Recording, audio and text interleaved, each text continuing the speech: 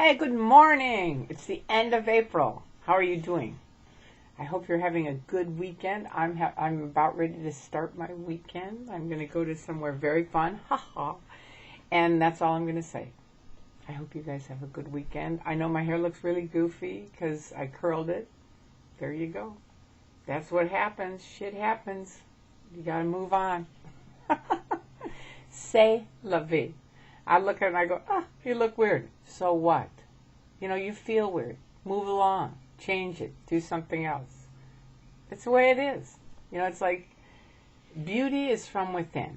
I really believe that. So if you're feeling like a knucklehead, like you don't look great, or this is especially for women, because we're always like, how do we look? Oh, this isn't a good enough dress. Or I used to sell jewelry to women, and that's when I learned every woman, doesn't matter how thin, how heavy, how tall, how short, it doesn't matter what it is, every single woman thinks that she is overweight. I mean, you can talk to anorexic women and they think they're overweight. I mean, it's really, it's an epidemic in this country. It is. Every woman I've ever met thinks she's overweight. If you're a woman thinking about it, think about it. You probably think you're overweight, right?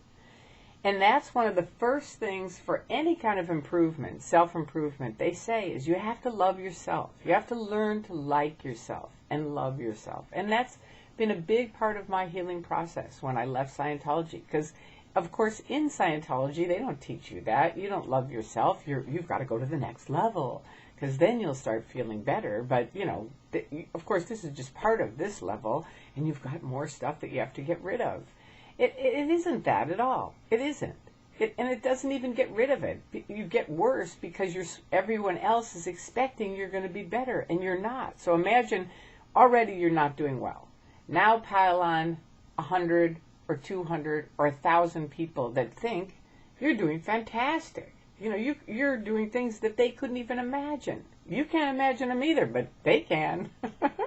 It's very, very weird. It's a delusion trap. And, delusion is very tricky. It can happen to you in an organization like Scientology, in a job where it's a really creepy job, or at home, being abused, or, just in your life, being around an abusive person. It's like delusion is the old, a man hears what he wants to hear and disregards the rest, right? That's what delusion is. It's like, it isn't true. But a key thing, I was thinking about it the other day, because I watched some people picket, and sometimes they'll be screaming at Scientologists about how it doesn't work, or L. Ron Hubbard was this, or stuff like that. And I was trying to think of an analogy to tell you. And I thought about a man having like a wine, growing grapes, right? And he has a farm with grapes. But in his farm, he's using really toxic fertilizer, right? So we could picket across the street from him saying, that man's wine tastes horrible, right? We could. And the people inside are going to be sipping the wine saying, I don't know, it doesn't taste that horrible to me. Or you could be across the street saying, that man uses dangerous toxic fertilizer in growing those grapes, right? Or something of that sort, right? And that would be something the guy might think, maybe that's true. How toxic is our fertilizer? And that's something he could go and look into and possibly change, right? The other one saying his grapes don't taste any good, it's like, you're nuts. This is delicious. Do you see what I mean? So you've got to find things that are real to someone else. When you're picketing, when you're telling someone who's abusive to you, well, that's a different thing. When it's a person, you've got to find someone safe, number one, to get away from the abusive person. That's what happened to me when I left Scientology. Luckily, I ran into Andreas on the internet, and, he kind of helped me. And because he helped me, and I thought he was the worst SP in the world, it was like, well, it can't be that bad. I mean, he's helping me, because I really had this image of suppressive people, and they're just so evil. And here was this guy being so nice. It was a very weird dichotomy for me. But it was the so nice and really so nice, not just phony so nice, but really nice and helpful that helped me wake up. And then the second thing was he had his whole phone number and his address at the end of his email. And I was like, wait a minute, I'm part of the top secret organization, like little group, like this clandestine group that Scientology had pulled together, that we were handling the critics on the internet. And that was it, right?